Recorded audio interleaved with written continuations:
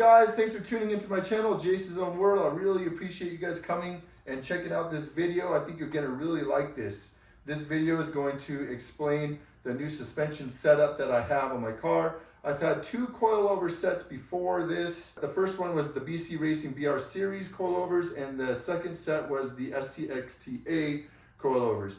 Those ones failed earlier than I expected, and I also wasn't super impressed with the quality, the customer service of the STs, which is KW. I was not impressed with the customer service. I think I've talked about that in a previous video to this, but after a bunch of just stuff and not really wanting to go the coilover route, and also buying new wheels and tires, switching from 19-inch wheels to 18-inch wheels about a month and a half or 2 months ago. I don't really remember, but it was around that time. I decided that I wanted to do another suspension setup, but I didn't want to go the coilover route again because of the experiences that I've had. And also, I'm not super interested in completely lowering the car like some people do. I'm more of like a OEM Plus drop, like 1 inch to 1.5 at tops. I don't want to go any lower than that. So I decided on this, and this is what I have. So let me explain to you what I have on this table right now.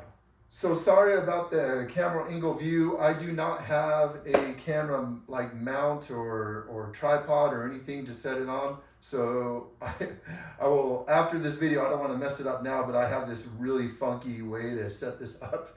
But I'll show you later on in the video. But let me get back to the suspension, because this is what you clicked on this video for. So for the front and rear dampers, I decided to go with the Koni Yellow Sports. And the reason why I went with these is because I've always known about Koni. I've always heard great things about Koni. I know they have a lifetime warranty on their dampers, which is really awesome. And their customer service is amazing. Nobody really has had an issue with that. So if one of your dampers fails, you contact them and it's an easy peasy process. I really like that about Koni. But the Koni Yellows, I decided on because they have adjustability, so you can use, the fronts you can adjust with the dial, which I will show you here in a bit, and the rears you adjust. The crappy thing is on the rears you don't have a dial on the top to adjust it. You actually have to adjust it through the shock. So basically you better set it to where you want it before putting it on the car, or else you're gonna have to remove it and then set it again, put it on, see if you like it, remove it again, set it again. That's kind of a hassle. So do some research. I've done my research online on what people like their Koni shocks, their Koni Yellow shocks set at, and set those accordingly. But they are front and rear Koni Yellow dampers, also known as Sports. I've got a set of lowering springs because I wanted my car to sit lower than factory. I've been running on the factory suspension for the last 1.5 years or so, and I do like the feel of the OEM suspension on daily driving, especially if you live on crappy roads. It dampers better than the coilovers that I've had in the past, way better. The ride is a lot more compliant, a lot better, and with an alignment, it's just nice. It's a really nice feel. But I wanted to lower my car, but not go coilovers. So I decided to get lowering springs. These are the EMD lowering springs, also known as Emmanuel designs. These will drop the car about 1.25 or 1.25 inches from the factory ride height. I also have all the hardware associated with this job because I didn't want to take off the OEM suspension off the car and then take it apart and then switch over parts. Not only did I not want to do that extra work, because it is extra work, you have to get a spring compressor to do that on the OEM suspension, but I also didn't want to reuse the factory parts such as the top mount and the struts and the bump stops and all that stuff, because I'm pretty high mileage right now, almost 158,000 miles on the car. So that stuff is definitely worn, and I wanted to replace that all with brand new OEM stuff. So let me explain what I got here on this table for you. Okay, so I got brand new OEM top mounts right here. 2 of those for the front. I got brand new bump stops, which I'm going to have to trim for this setup, but those are the OEM bump stops. I got the OEM bearings right here, 2 of those, okay? And then I got the OEM shock covers right here that go into your bearing. And I'll show you that a little bit on how to install the front suspension. As far as the front suspension goes, oh, I also have the seats, or the spring seats they call them. Basically, they are the rubber isolators, which basically sit on the spring and here on the shock body. And I do not have those with me right now, but they are ordered from VW, and I should have them within the next few days. I am just waiting on those to arrive so that I can install my suspension on my car. But other than that, that's basically it. Oh, and I also got all brand new hardware, nuts and bolts, for this whole install, which is not pictured on here, but it is in the package that I decided to buy for this. So I just want to start everything off fresh. And so that's it for the front and rear. As far as the rear bump stops and the rear top hats and stuff like that, I'm gonna just transfer that from the OEM stuff, because that one's super easy and it's not as essential as the front ones like this. So I decided to just reuse the OEM ones that are sitting on the car right now. Let me get to the rear sway bar choice that I have on this table. Last but not least, I have the rear sway bar, which is made by 034 Motorsports. From what I hear, this is the best one to go with. It has a soft and a stiff setting here. I'm obviously going to put it on stiff because I don't want to do the job twice, because I know I'm going to want it stiff. So that right there, sitting nice and pretty. I'm going to put that back.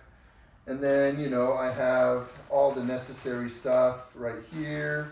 Let me just show you the little twisty knob that goes onto the front suspension here. If I can get it out of this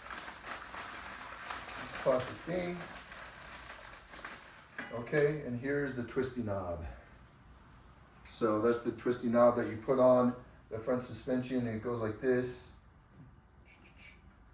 And that's how you adjust the front suspension from the top of inside the engine bay. So I got all this set. Now what I'm going to do is I'm going to show you how to put together the front strut, because I don't really think there are very many videos that actually explain how to put together the front strut when you buy all new parts. And so I'm going to show you exactly step by step on how to do it, and I'll show you that right here. All right, guys, so I got it all set up. I took everything off the table, and I, with my ghetto camera stand right there, to get the zoom in so that you guys can see it better, I'm gonna be having to bend down a little bit like this, because I am 6'4" tall. I'm just slightly under 6'5", so I'm out of frame right there. So this is a little better for you guys. All right, so what you're going to need is obviously your shock damper here, okay? That's that. You're going to need your coil spring, all right? You're going to need this little piece. I'll show you where that goes. You're going to need your bump stop, your shock cover, shock body cover. I don't know if that's technically the correct term for that, but that's what I'm calling it, shock cover. Then your bearing. It has a silver side here and a black side there, and this basically will spin, okay, when it's on the shock body. And then you'll have your top mount here. So I will now put this together so that all of you can see how it goes together. Oh yeah, just remember the spring isolator seat pad is not here, but you will need one of those if you are not going to reuse your OEM suspension and transfer all of this stuff onto the new suspension, onto your new damper and stuff like that. So make sure you go ahead and buy one of those too. I think I'm going to leave everything, I'm going to leave all the part numbers and stuff in the description box, so if any of you do this, you know exactly what to buy for the whole kit. All right, so let's get this going. Okay, so let's get this started. All right, you'll take your damper, your brand new damper that you have.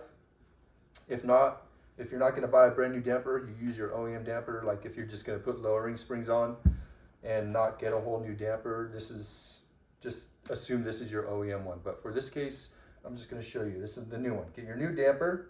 Then you take this piece right here, you slide it on just like that. And that basically prevents your bump stop from damaging all of this inside here, so that your damper doesn't get damaged. So you slide that on, that's first.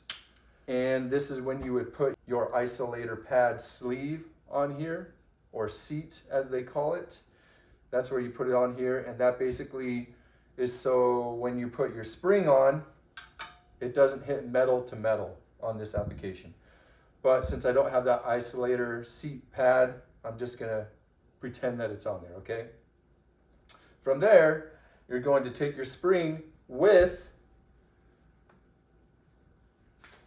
see that right there? I don't know if you can see that in the video, but the wording on the spring, you're gonna want that to face up. So make sure that's facing up, okay? You put that on there. Now, when you put the spring on it, on the shock, there's a part right here where the spring stops and goes into a little stopping point right there. When the seat is on there, the isolator pad seat is on there, it will make this part a lot easier. But for this case, it's sliding around because it's metal to metal.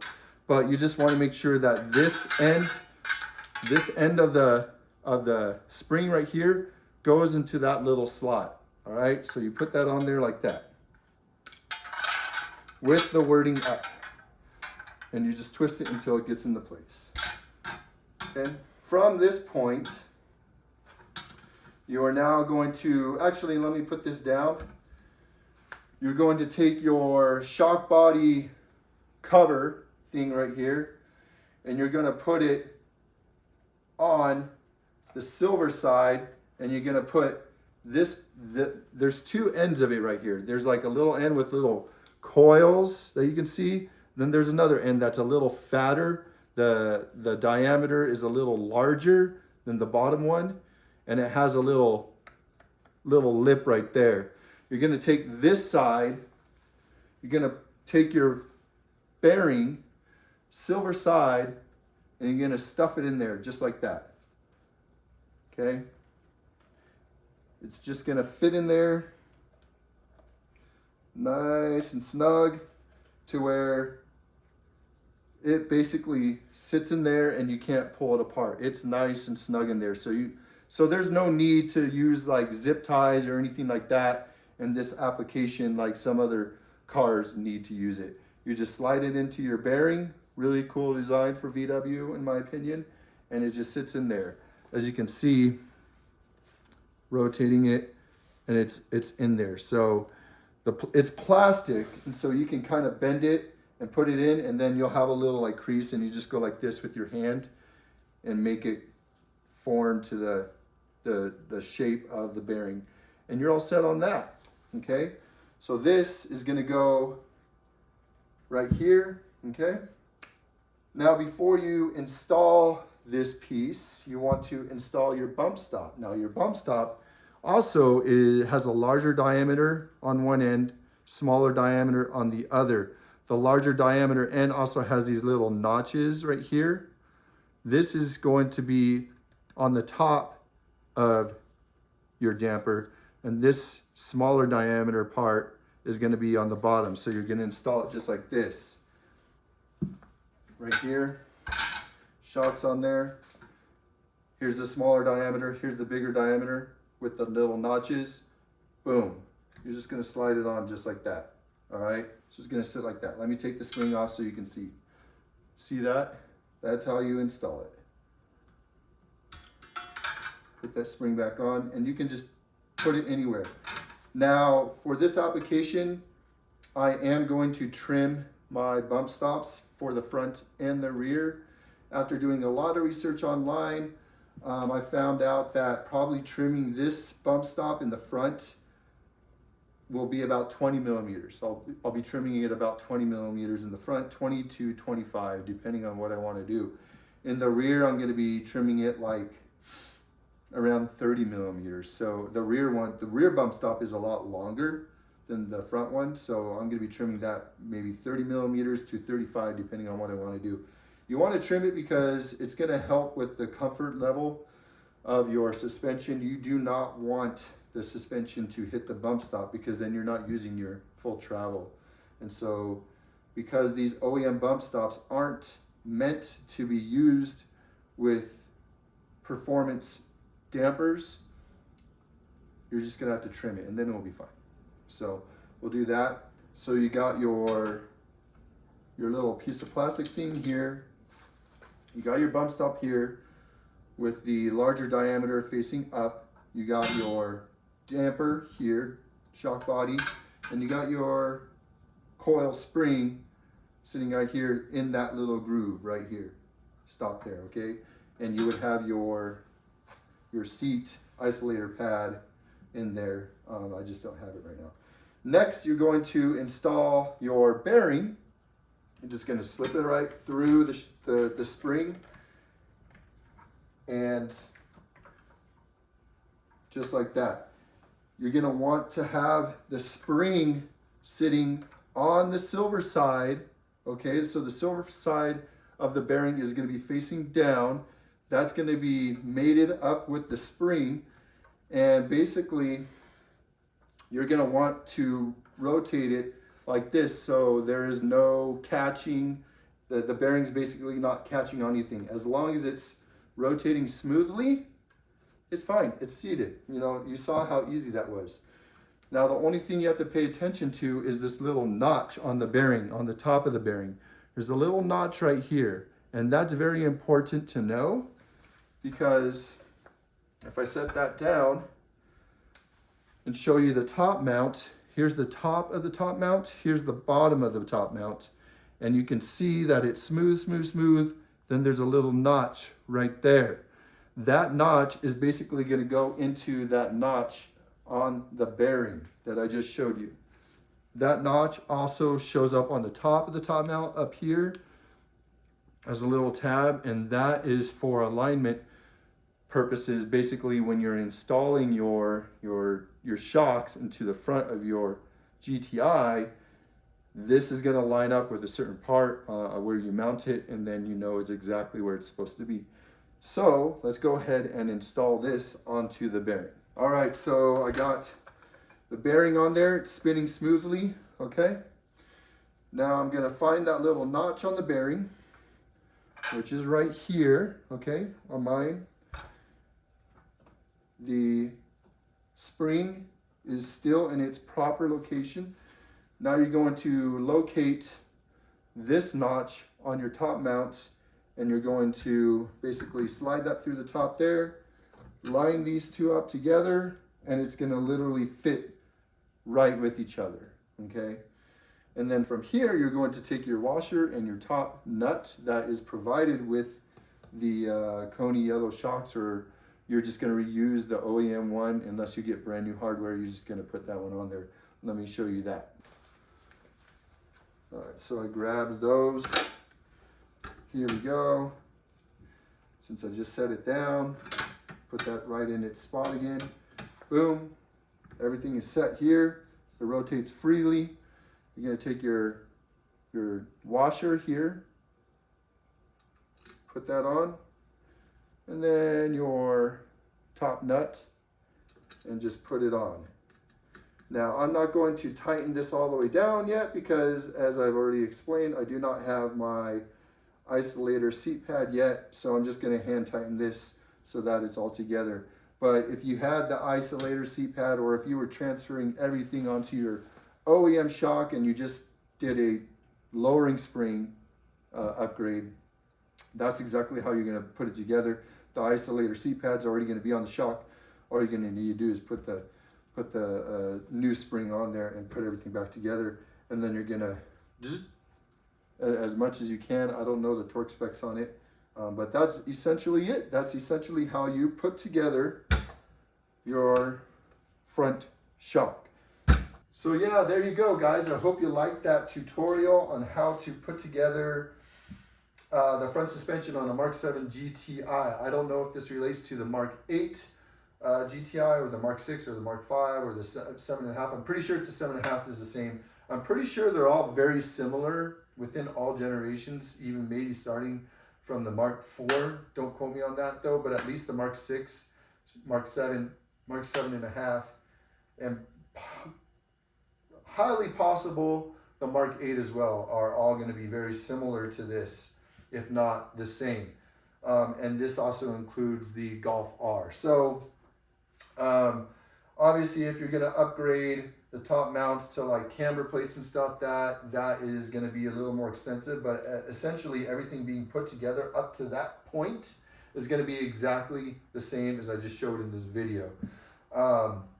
If you are doing a complete swap like me, where you're getting brand new dampers, brand new springs, brand new hardware, this is going to be very beneficial, I think, to a lot of you who do that, because I do not know of any other YouTube videos out there that show a start to finish installation on putting the shock together on YouTube. So I think I am the first for that. And it's pretty self-explanatory, but if you don't know how to do it, then you're obviously gonna like have to figure it out. And the great thing about YouTube and finding videos like mine is that I'm doing it for you, so you don't have to figure it out. That could save you 10 minutes, 15, 20 minutes in your install process. And if I can do that for you, that's beneficial for me. So I just wanted to show you this to you. If you're just doing like an OEM swap for a lowering spring because you want your car lower, but you're going to use the original dampers, you're obviously going to need a spring compressor so that you can get the OEM spring off. As you saw here, I don't need a spring compressor to put my top nut on there because the actual shock body itself is shorter than the OEM one, and so is the spring, and that's why it's lowered, right?